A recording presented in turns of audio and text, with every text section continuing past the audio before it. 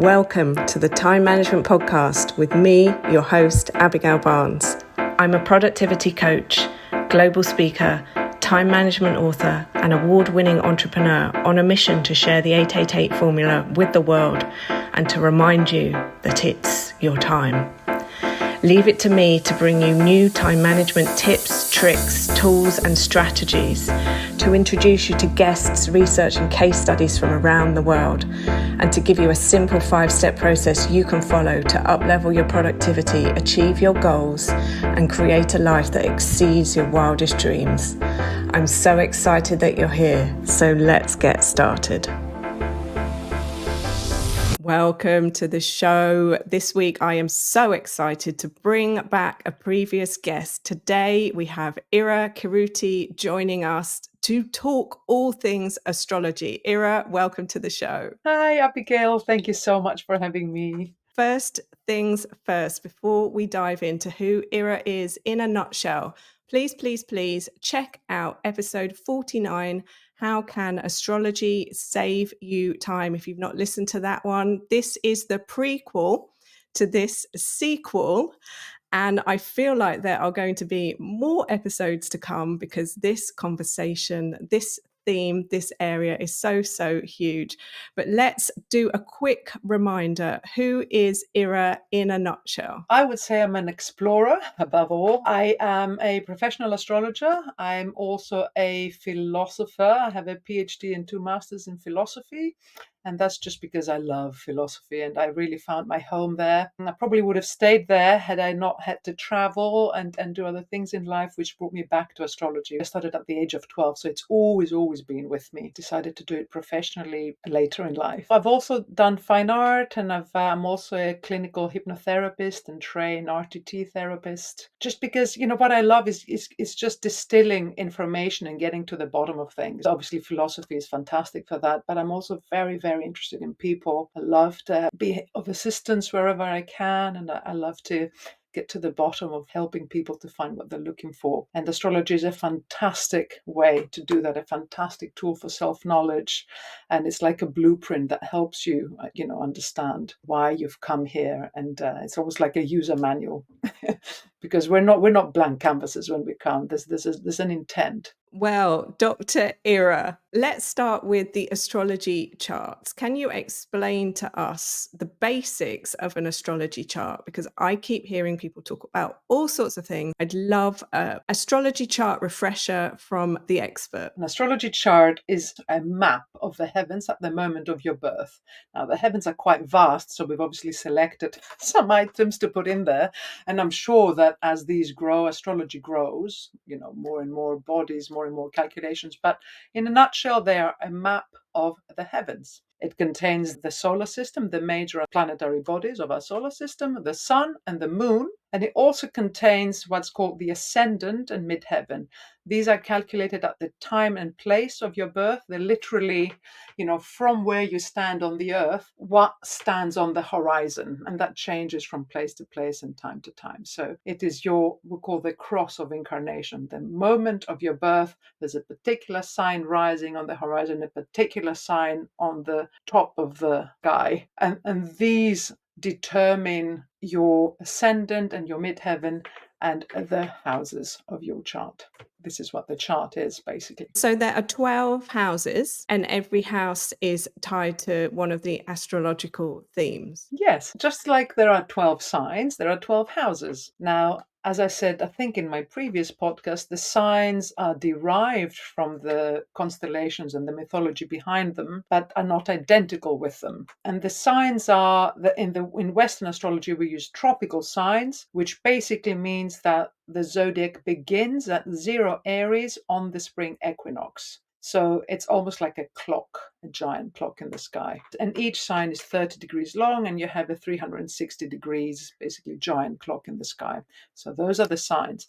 The houses, the first house begins at your ascendant. So as I said, if you look on the horizon, the sign rising in the east at the moment of your birth, that marks the beginning of the first house in most systems. There are different systems, but let's keep it simple. It's the beginning of your first house. And then There are different ways for calculating the houses. Let's not go down that rabbit hole. Astrologers still debate that, and really there are merits in all of them. Most astrologers use Placidus houses, so-called, sometimes equal or whole sign. But let's just say the houses are determined by the time of your birth. You begin with the ascendant, which gives you the first house, and then again you have 12 houses, just like you have 12 signs, and it goes all around the little wheel and creates an extra layer on top of the signs. Now, the houses are where action happens. The signs are in what way you express yourself, but the houses are where. So, for example, if you have a planet or point in Cancer, the way that sign expresses itself is by seeking security, seeking to nurture, to create a protective environment, a tribal field. There's also an esoteric aspect to Cancer that can be quite mystical or creative. So this is the how that planet or point would express itself in the sign of Cancer. But where? The house shows you where. If it is in the let's say fourth house, would be around your home and family.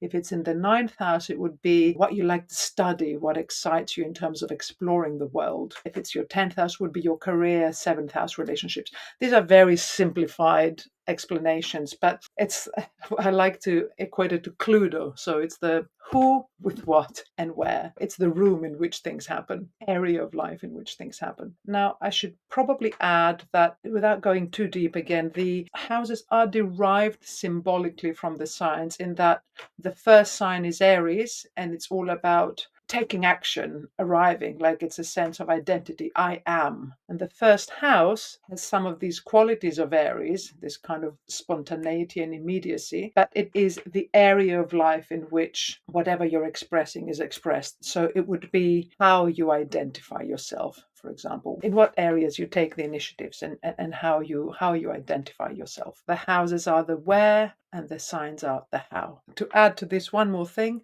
Often you will hear that a transit is activating a certain house. That means the way the sky is out there, planets, the way they're moving, in your own personal chart, they're entering a certain area of your life, a certain house. Now, you need to have your personal chart drawn up to see which house they enter. And you can obviously, if you have an astrology reading, you will talk about the experiences you can expect at depth with your astrologer. But basically, they enter that house and they activate all the themes. So if it was your fourth house, it would activate all themes to do with home, family, property, rootedness, and sense of inner identity. Seventh house, it would be relationships. So this is the sort of thing astrologers talk about a lot. Houses being activated, areas of life where lessons are being learned or experiences are being had. This is absolutely mind-blowing, and it's exactly why I have you as my personal astrologer explaining my chart to me, and I am guessing that this is what you do when you're working with your clients individually as well. You mentioned we have the sun, the moon, and the rising. Is any one of them more important, or does that not really matter?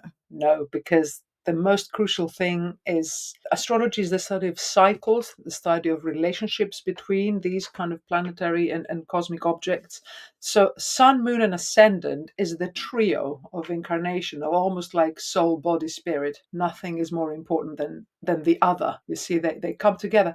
And in fact, another two elements which are really important to look at in the chart are derived from the sun, moon, earth kind of trio. So one is the lunar nodes, where the eclipses happen. I think I've talked about this in the previous podcast, which is how sun, moon, and earth align. And another one is the part of fortune, which is sort of an expression of the lunar phase that you are born under in your chart. It's an expression of the solar-lunar relationship placed in it. You do a mathematical calculation and you placed on the ascendant in a way to understand where your greatest joy lies in fortune and where you really, really, truly are yourself. The most important parts of the chart are calculated based on the relationship between sun, moon, and earth. When it comes to this path of fortune, is this an indicator of our life purpose? The part of fortune, it's supposed to show where you are lucky, in what sort of activities and areas. But I think it's much deeper than that, actually. I think it almost shows something that comes naturally to you. Sometimes I like to think that sort of the character of the incarnating soul before they've even come here, it's a kind of, this is what I'm naturally good at, and I'm coming here and I want to experiment with these themes, but whenever I do this thing, things naturally flow for me. It's just so natural for me. You can also think of fortune and luck as flow. The part of fortune is just it's a good place in your chart where you can just be yourself and expect things to flow. What is the difference between Western and Vedic astrology? There are a few crucial differences. Obviously, I'm not a Vedic astrologist, not a specialist in that. One of the most crucial differences is they use a different zodiac. So, as I said, the Vedic astrology uses the tropical zodiac. Zero Aries is determined by spring equinox. Now, the Vedic astrology, as far as I understand it, and I think there are different systems within that, they use a sidereal zodiac, which means they derive Zero Aries from the constellations, the rising of a particular star, which determines when that is. And here we get into the precession of the equinoxes and the age of Aquarius, all this stuff. The spring equinox has been moving backward, backward through the constellations. I think it's at the rate of 75 years per degree. We don't need to go into the complexities of that. I think the key thing to remember, there's about 24 degrees difference between the two zodiacs used by the Vedic and the Western. You can be a Taurus in the Western and an Aries in the Vedic. There's 24 degrees difference, which is nearly an entire sign. Again, this does not mean that they use the actual constellations because they are of different lengths. They just base the way they divide the zodiac on the constellations. And I think a very, very important thing to say that Vedic astrology is tied up with an entire culture and an entire religion, an entire way of thinking that you would have to study quite in depth if you come from the West to understand. And there's great complexities. Like instead of looking at aspects, they look at entire configurations within the zodiac, which they call, I think, yogas, like positions, like combinations. So it's a very complex system. I think a final thing that at least my research has shown, is that the Vedic astrology can be more fatalistic. It's used a lot for prediction, and the moon has a very important place in Vedic astrology rather than the sun, which is again our unconscious kind of self. In the West, sun individuality is very important, and the tropical zodiac is used very much for self-knowledge and self-understanding, I think, much more. Of course, you can make predictions, but whole approach is different, so there is a huge cultural difference there as well. There's a personal astrology and a collective astrology. What's the difference between them? I think that the only difference between the personal and collective is you do not apply what you see in the skies to an individual's chart. You can either just look at what happens and just check the astrological weather, which a lot of astrologers do online, including myself. If you go to my website, I have quite a long monthly astro weather outline. But the key thing you can do with collective or mundane astrology, as it's called, is you can apply the transits and everything that's going on to, for example, charts of countries to understand what's going on politically, to make predictions on a global scale. Personal astrology is understanding your own personal chart for personal development and applying what's going on to your own personal chart so you can understand what to expect and to navigate. Another crucial difference between the two is that as people, we have consciousness. So as people, we have choice much, much more than on the collective level. The kind of in the collective, often the lowest common denominator works. The collective doesn't have a consciousness unless, I don't know, we achieve some sort of real illumination as a species, perhaps. But in the collective, when you make predictions and when you try to understand pattern, things sort of have a force of their own and they move. And as an individual, you can make a conscious choice to react this or that way. Now, of course, you can bring these two together and you think, enough individuals make a conscious choice and perhaps the collective has more choices at this point. But this is a very interesting philosophical conversation, perhaps,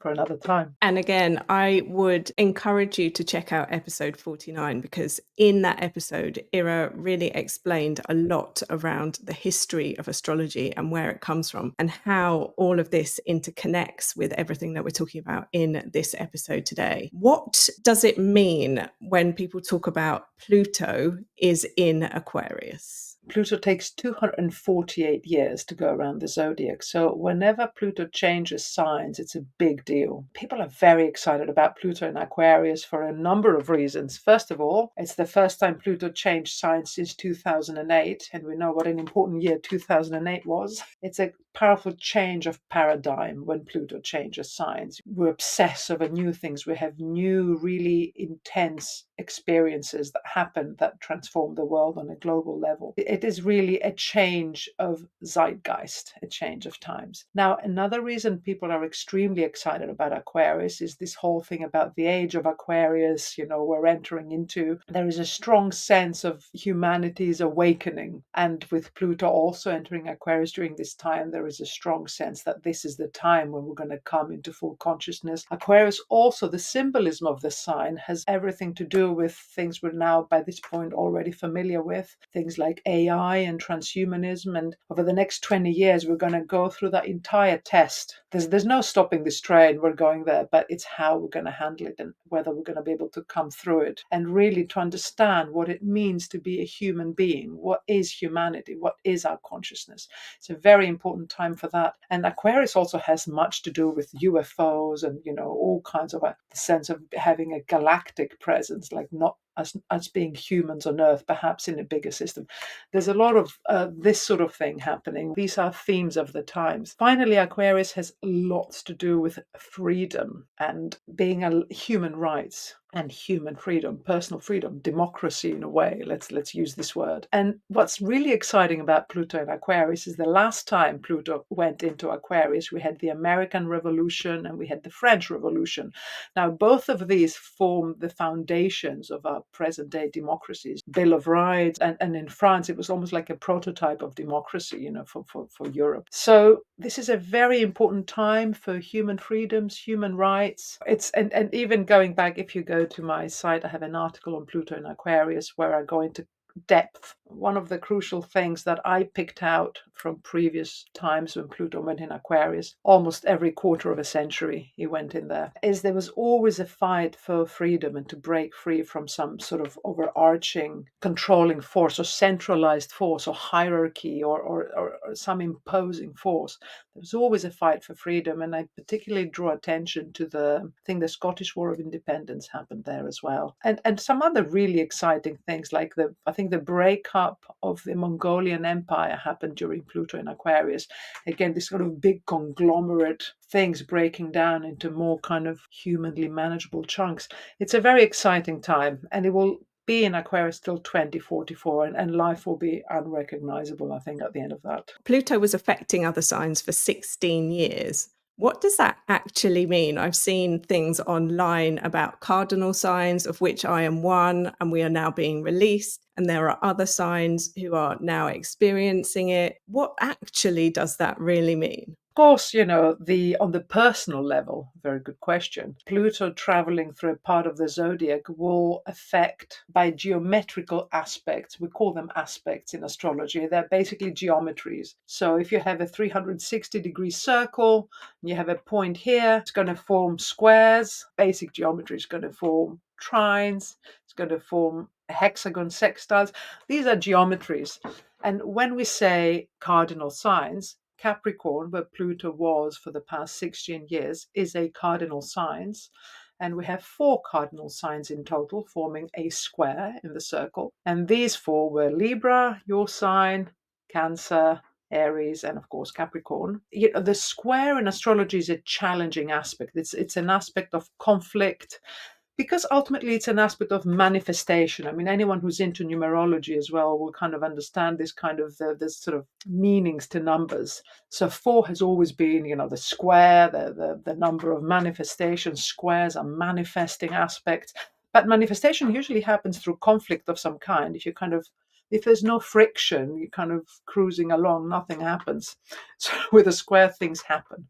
So cardinal signs squared by Pluto, or the 2 were squared. I left out the conjunction, the opposition. These are multiples of hard aspects, right? As we call manifesting, action-oriented aspects.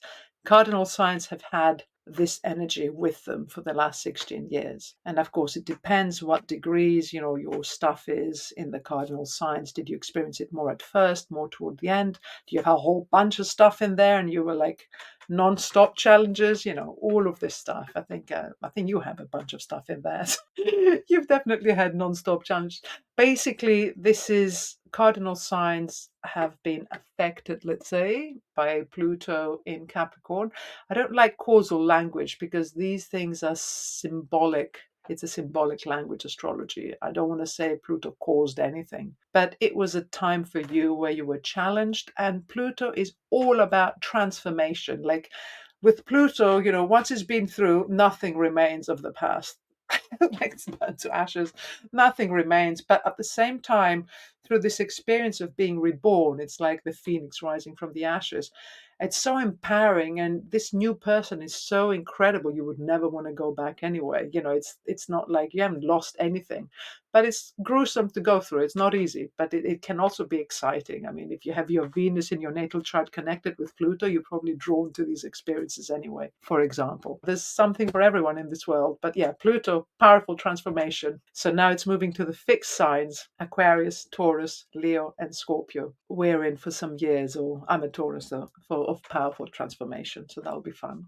Ira, I'm listening to you share this and I'm laughing and smiling. Thankfully, having my personal reading with you helped me to understand, because I couldn't work out what had been happening since 2008, and then especially my pivot year, 2012, when I had the near-death experience and the journey I have been on. So I feel like I am in for a new, fresh chapter. However, dun, dun, dun, I am a Scorpio rising. Will I still be slightly affected by this? Of course you will. Your Scorpio rise, it's going to affect your relationships. And remember, relationships, it's going to transform how you approach the world. The rising, it's, as I said, the ascendant or rising sign is part of the cross of incarnation. There is one end and there's the other end, right? The ascendant and the descendant, where the sun sets. The descendant is relationships. The ascendant is as you yourself, your self-identity, how you present yourself.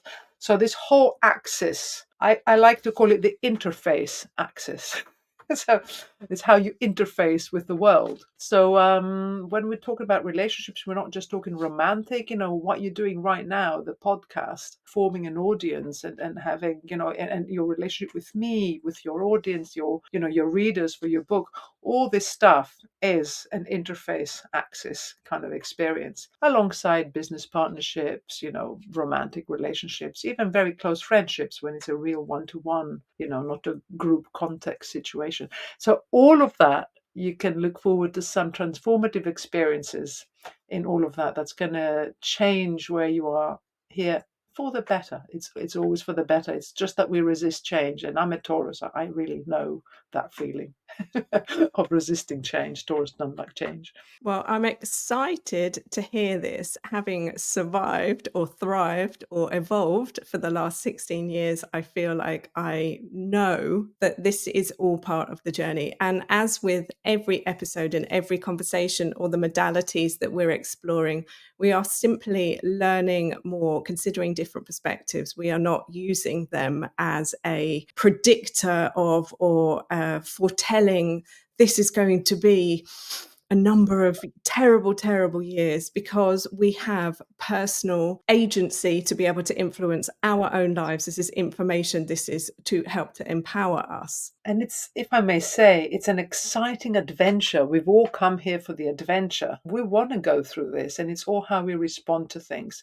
And it's just knowing the weather, knowing if you're going down a river, you don't want to know the outcome of your ride. What you want to know is there a boulder? Is there a, you just want to navigate it. That's all you're doing, navigating. I love this. How can people get your astrological weather? Because I know this is a question people will be asking right now. It's on my website at the moment. They're quite long, so there might be, if you don't know astrology, they're quite researched. The people who are very interested in astrology would really enjoy them, because I like to go into depth due to my academic background. I find it hard to do something quick and superficial. But on the other hand, I'm thinking of doing perhaps some podcasts myself, just to save myself writing time, because it takes a long time to write what I do there. So yes, you can check out my website, and obviously, I do readings as well. As always, all of the links are going to be in the show notes, and you heard it here first, that there is going to be either an audio experience or a video YouTube experience with Ira sharing her absolute fountains of knowledge knowledge with us every single month. I'm so excited for that. I cannot wait to hear it. I love an audio experience. How does all of the things that are coming up, how does it impact our own personal charts? And is there anything that we need to know? Obviously, we need to book a reading to understand more at the next level, but what can you say right here, right now? Let me first say, I think the difference with booking a reading and especially having some time is you can go deeper and you can discuss your experience, because it's one thing, and I know this very well as an astrologer, there's one thing someone telling you things, and there's quite another thing for you to bring your problem and discuss it through the lens of astrology. So that's a huge difference between even the best kind of podcast and the best horoscope or kind of weather forecast versus a discussion. Because when you bring your problem, then I see it in the symbolism, and then we can work through that together. So that's very exciting to do. Beyond that, that's why I do my monthly forecast. You can offer help to someone just by describing the weather and just describing a bit the lay of the land and what's around the corner. And 2025 is the most incredible year. I mean, I think it's going to be a year unlike any we've known before, and I think we've known some really crazy years in recent times. Why am I saying that? Because Pluto has just changed signs, and in 2025 we have another 3 major planetary sign changes, and 2025 26, but they begin in 2025 and complete in 26. And these are such a shift in paradigm is going to happen, such powerful changes, that I think this is a huge awakening. Everyone's talking about an awakening. I don't know how else to put it. It is also imperative that we awaken. It's not just happening la la la la la. It's imperative that we awaken. We have 4 eclipses. We have Neptune and Saturn moving into Aries in spring, 30th of March. And then May. They come into a new sign, they wobble a bit, they go back, they come in for good in 2026 and conjunct. Then we also have Uranus changing signs, and of course Jupiter, who changes signs every year. Why? And of course the lunar nodes, the eclipses, also change signs. So that's, I've used the word change a million times here. It's because this huge change is coming. What that means is that we're having a shift of paradigm that huge, that great, that the world already feels like time has accelerated and there's fewer hours in the day. I think in 25 we'll feel that extremely strongly. Time will accelerate. Saturn and Neptune in Aries, there's a lot of things I can say about that. One thing is that that's the cycle that has to do with the rise and fall of communism, USSR. It's very much about political systems and ideologies.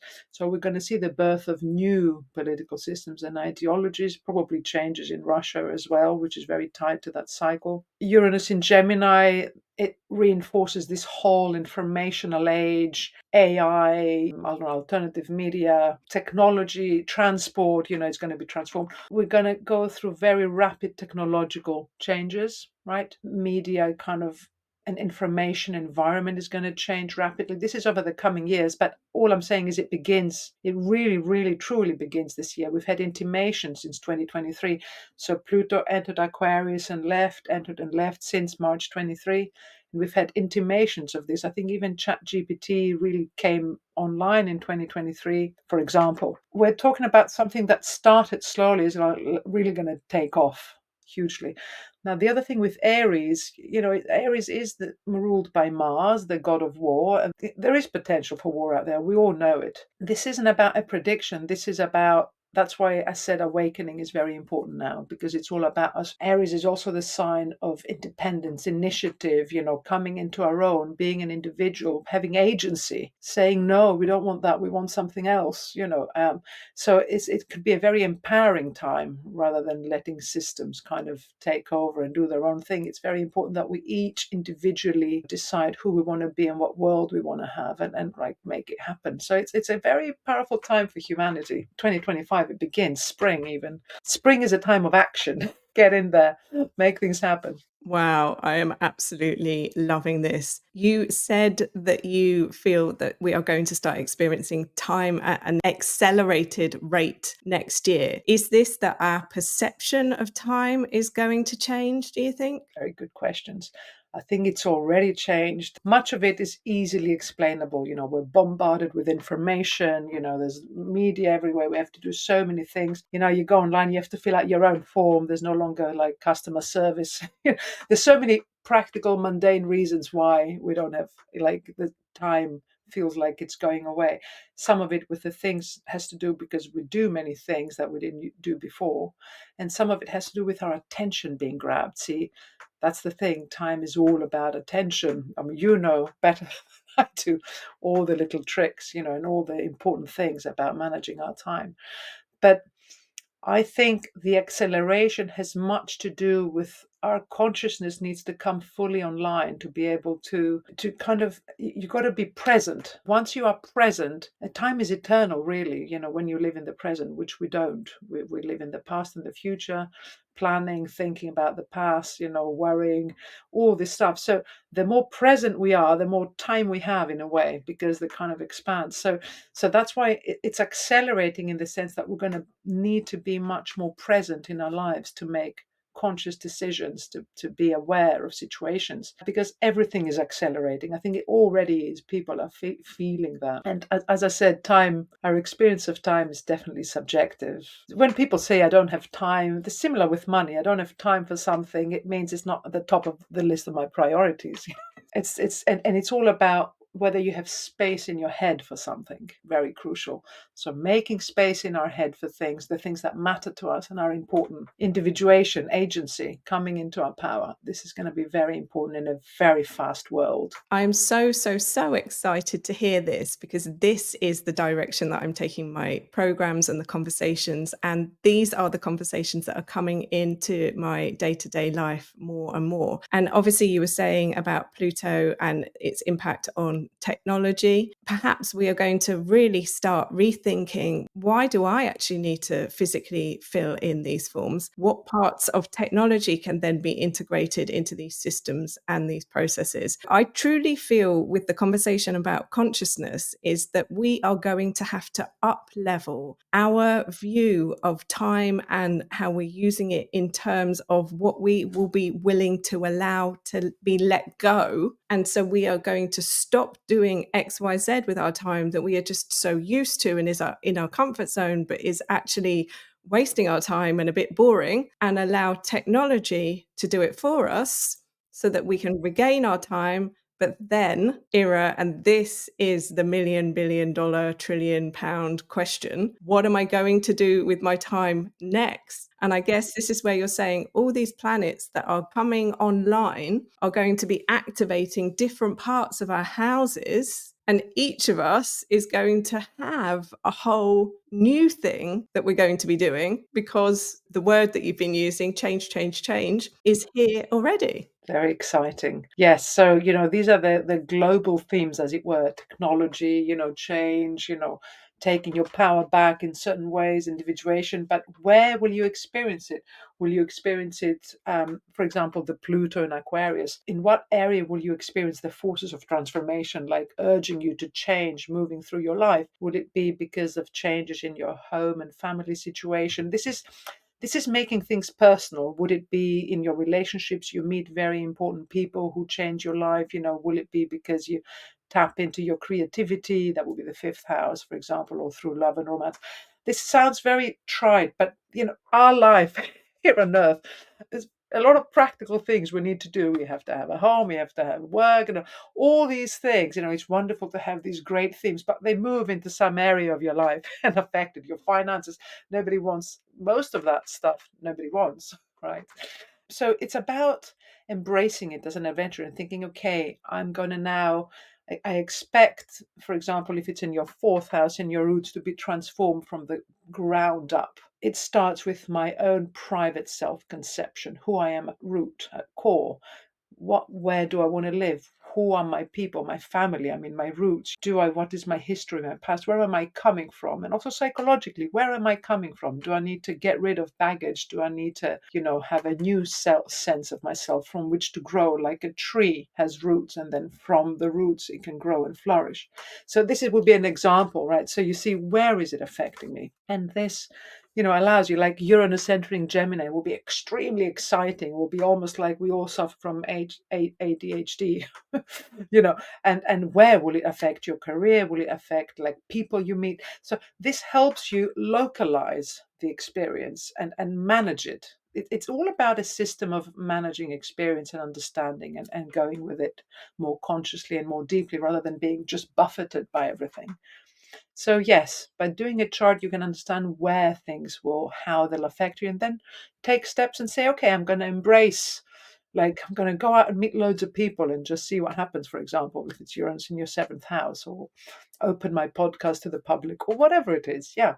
So, and of course, you did your podcast with Uranus in Taurus, which is your seventh house.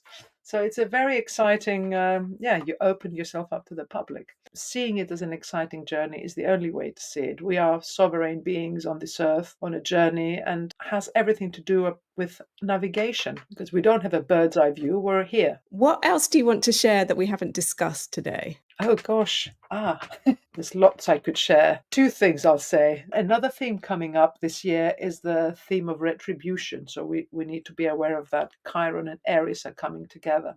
And I've written on my website, I've said there's two ways to see that. One way is like the revenge of the underdog, like real negative retribution.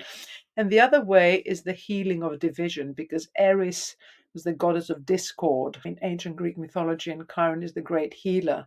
So there could be that all this division and kind of anger that we see in the world, it's an opportunity to heal it. So that's an interesting thing. I just want to share that I've always had a fascination with time. I realize now, thinking about it, when you ask me those questions, obviously astrology deals with time, time being in cycles and nature, this giant clock in the sky.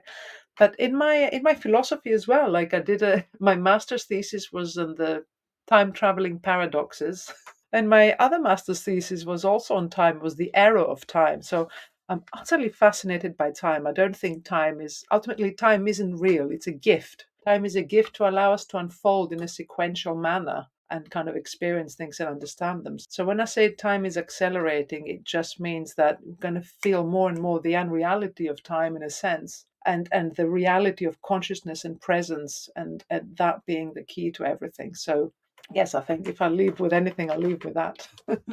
I love that. I'm so excited. And it really feeds into the brand new program that I just launched about magic time, where we're looking at Newtonian time and Einstein time. And we're considering how something that was discovered way back in the 16th century has then been accepted as this is the way it is, and now is being reevaluated over and over again. And perhaps 2025 is the year where somebody else is going to come and do more experiments. The new Einstein is going to come along, which is so incredibly exciting. Ira, it has been absolutely amazing to have you on the show. Thank you so much for your time. We're heading to an incredible time in the early 2030s of like what you just said. We're going to have an incredible new discoveries and a completely new way of understanding the world. Got to be in for the ride. It's going to be good fun. So I'm looking forward to your course, your next project. I really, really can't wait. I'm excited. But obviously, as you said to us at the top of the show, we are all about being present in the moment that we have right here, right now. And if you are listening to this episode, you are loving the conversation, there are a number of ways that you can work with Ira. Obviously,